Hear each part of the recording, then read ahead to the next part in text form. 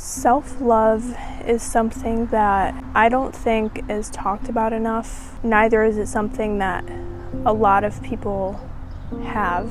Growing up, I never thought of loving myself as deeply as we think about it now.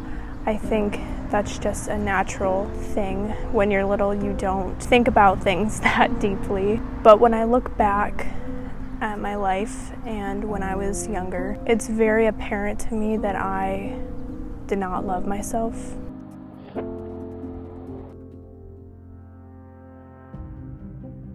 I would like to say that I just didn't love myself because I didn't love myself, but the reality is that there were many factors that played a part into me not loving who I was. In my childhood, I constantly felt pushed away by a lot of people, whether that be my friends or family, people I live with. I constantly felt pushed away.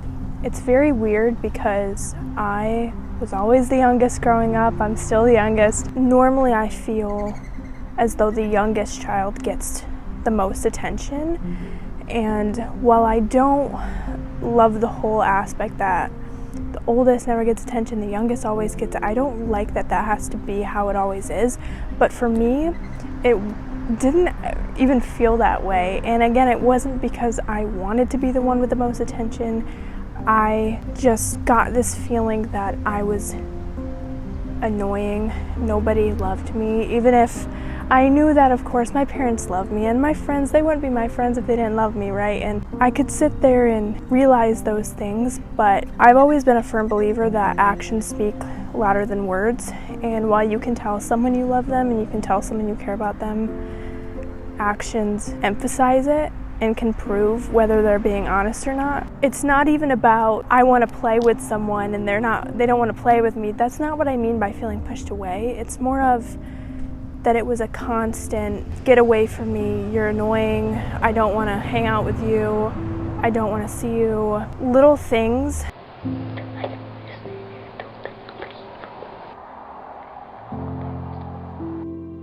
I remember there was one time, for example, when I was a little bit older, I went to cheer camp, and it was my first time there, so it was very new, and our coach had told us, stay together. If we have to go to the bathroom, go with another teammate, because it's very easy to get lost. I went with two of my friends to the bathroom, and there was only a certain number of bathrooms available, so they both went and I waited for them, and then I went in, and when I came out, they were gone, and I had seen one of them come out, so I knew that it's not that they were still in there. It sounds like such a dumb example, but they had went back to the cheer team after they were told to stick together. They left me there by myself, and while I knew that I could find my way back, knowing that they left and couldn't wait for me did not sit well, because what kind of friend does that? Even if it's as simple as going to the bathroom, you wait for your friends. You don't leave them behind. And again, that's just one example, but I had so many experiences in my life as a child where I'd get left behind with friends. I would be the third wheel. I'd be the one left behind. I was never someone's best friend per se, and I really struggled with that because when I was younger, I was very social. I loved hanging out with friends, and having the feeling that they didn't want to be around me started to make me feel like I didn't want to be around myself, because if they don't, then why should I? Something's wrong with me. And in middle school, I had one solid friend group that I had lunch with. There was one day where they weren't there, both of them. They were both sick and out, and I had to sit and eat lunch by myself. You would think that I would have gotten up and found someone else to sit with, but I had actually started to develop social anxiety in 8th grade, and I never knew what social anxiety was until then, because that's when I started to develop it. I started to notice that it was harder for me to make friends. It was harder for me to hang out with friends because it made me anxious. It made me feel like they didn't want to be around me, that they were judging me, whoever. So the thought of going and sitting with someone else or trying to find someone else to sit with made me too anxious. I couldn't do it, so I had to sit by myself. But even sitting by yourself is embarrassing, and so I felt like I couldn't get out of this anxious state of mind. I don't know who I'm gonna eat lunch with tomorrow. Because of this, I started feeling like I was slowly losing myself, because I knew that this is not who I was. Because I was so anxious, it was honestly starting to make me a little bit depressed. Losing yourself is never a good feeling. Goodbye to 2016. Feeling like nobody wants to be around you is never a good feeling. And I got to a point where I was so done with feeling unloved, unwanted, unaccepted. I didn't like to feel judged, even if it was just in my head and nobody was actually judging me. That was never something I used to think about. And so everything piled on so badly, mentally, to a point where in March of 2017, right at the end of my 8th grade year, I decided that I didn't want to be here anymore. I just didn't see a point in continuing to be in a world where I didn't feel accepted. Making new friends was hard. Maintaining the friendships I had was hard. Feeling alone was hard.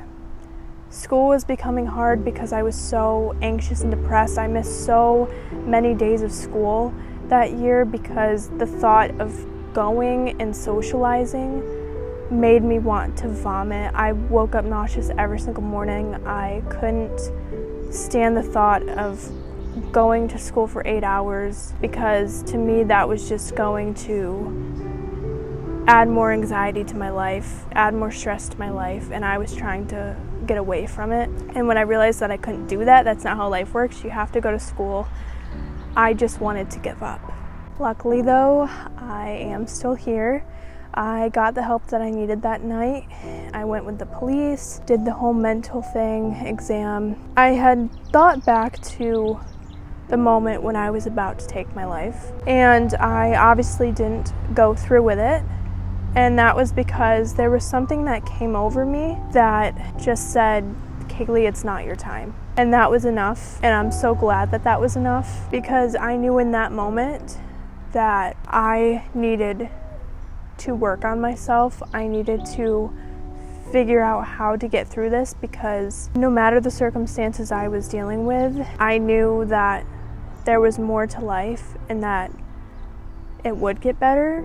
There was something in me that just kept saying it's gonna get better, even if it doesn't feel like it will right now. So I spent a lot of 2017, it was my freshman year of high school, doing a lot of reflection. And speaking of freshman year of high school, I actually wasn't originally going to go to high school that year, the year I was supposed to, 2017, because I missed so much school in 8th grade that my principal had actually told me one day that I was going to get held back. Like, I didn't get in trouble or anything. He's not mad at me. He's just talking about, my attendance and stuff. Even though my grades were good enough, he said I just missed too much school and couldn't move on to high school. But by the power of God, I was able to go to high school. There was no more concerns about it. They just let me go. And that was one thing that also was added on to my stress, was that the thought of not going to high school with the few friends that I did have made me even more anxious, because now, assuming I was going to get held back, like he said, I would have had to go to high school the next year with a whole different class, and I really would have had to make new friends, and I was afraid that that situation alone would make me lose the ones I already had. Back to freshman year, I remember in November of 2017, so just, 8 months after I almost took my life, we had an assembly for Rachel's Challenge. And if you don't know, there's a girl named Rachel Joy Scott who was killed in the Columbine shooting back in, I forgot what year it was, 19 something. We had an assembly for that, and while there were many other victims, this assembly was specifically dedicated towards Rachel, because she was known as someone who was very kind and would always let the new kids sit with her at the lunch table. And while she died very young, she was already known to have made such a difference in the world and still continues to do so with her Rachel's Challenge. I was sitting at that assembly thinking back to March of 2017 and how there was a chance that I wasn't going to be here right now. And while they were talking about how Rachel was known for so many good things, I didn't know how I would have been remembered, and that did not sit well with me. Because deep down, I knew that when I would die, I want to be remembered for positive things. And at that time, I didn't fully feel like I would have been. So I went home that night and I started looking up how to be a better person. I was looking up love yourself challenges because in my research I had realized that in order for me to be a better person, to be more kind, I needed to be kinder to myself, and I wasn't.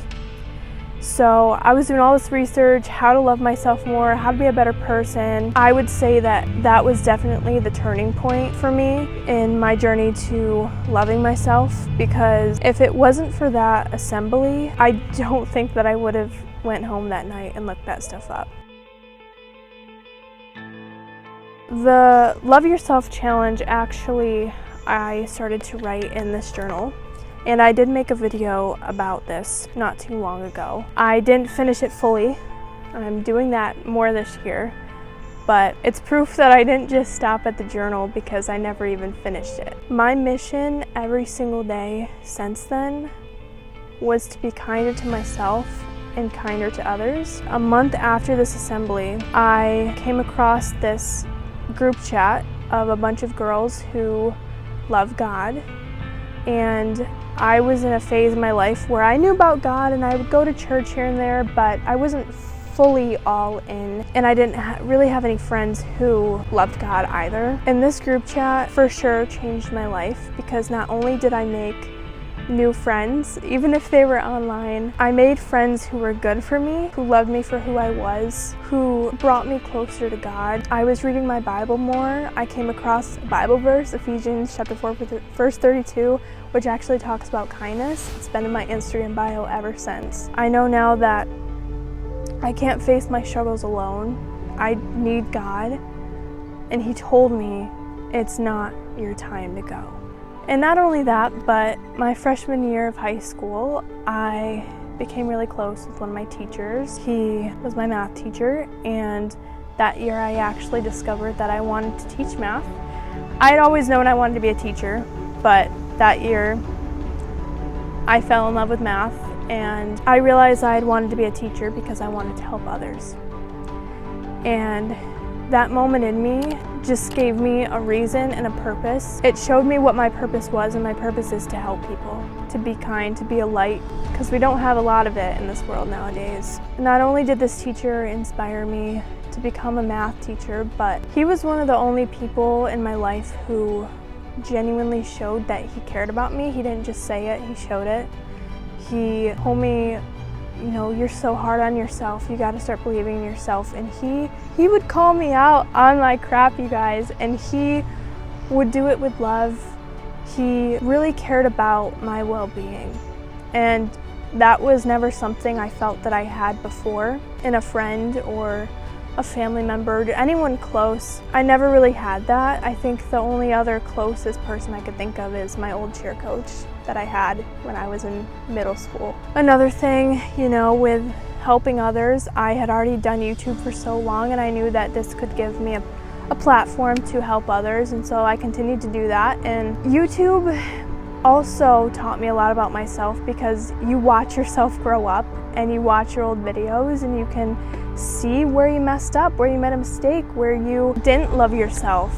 And having my life documented really showed that to me and allowed me to use that as a place to grow. But it also gave me a place to vent.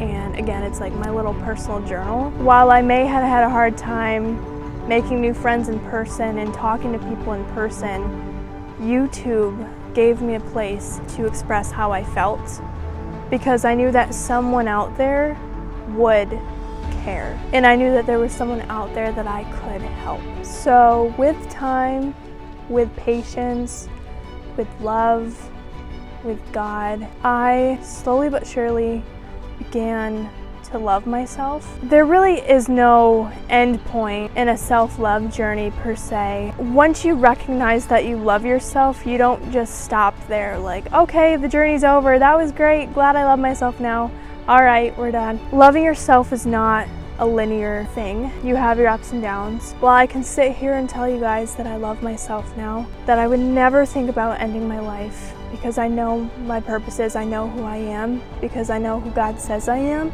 And while there's gonna be people who don't like me and don't respect the things that I do and what I love to do, my passions, who don't want to be my friend, I'm okay with that now. Back then I wasn't. I took things very seriously back then, but I don't regret it because it grew me into the person I am today. I understand that not everyone's gonna love who I am, and when you have that self-love and when you continue to grow yourself and sit with yourself more and enjoy your time, you get to understand why you are who you are, why you think the way you do, why you feel the way you do, and then you reflect on what you'd like to change, how you'd like to get better, and that's what I did. And so now I don't get so butthurt when someone doesn't want to be my friend because I'm my friend and I am enough for myself and I'm enough for God. God says I'm enough. He says I'm loved. He says I'm fearfully and wonderfully made. I don't have to worry about being the perfect person because I'm not gonna be. Nobody is. I'd be lying if I said there weren't days where I do struggle with that. There's days where I just don't have a good day and I'm not proud of how the day went for me, or maybe I'm not proud of what I said to someone or how I handled a situation, but that's a part of growing. That doesn't necessarily mean that I hate myself. But again, loving yourself doesn't just stop there. You still are gonna mess up. You're gonna do things that you're not proud of. You're gonna lose friends, but you're gonna make new ones. Whether it's hard or not, you're going to make new friends. I have made so many new friends, so many amazing friends who are good for me, who love me for me, and you recognize in certain friendships who's good for you and who's not. As a child, I stuck with all my friends because I couldn't bear the thought of losing them. And that was the problem because back then, again, I wasn't thinking deeply about things. I couldn't recognize who was good for me and who wasn't. I just wanted to be their friend. I wanted them to be my friend. But when you grow up, you realize that not everyone is meant to be your friend. And being your own friend is the best gift you could ever have. And I pray that at least one of you watching this learns to be your own friend and not rely on other people for your happiness. That's what I was doing. My turning point was the Rachel's Challenge Assembly, but maybe yours will be this video. Maybe you'll take this video as a sign. If you've been struggling with self-love, self-care, personal development, take this as your sign. It's not too late to start. I don't care if you're 13 or if you're 72, you are loved, whether you recognize that or not. And I know hearing that things get better and life gets better isn't always the thing you want to hear at the time, but I just shared my story. I am proof that things do get better. So while I'm not just saying that it does, I'm proving to you that it does. Be patient with yourself, give yourself grace, wake up every day with a goal in mind and go after it. I love myself, and I hope that you'll learn to love yourself too.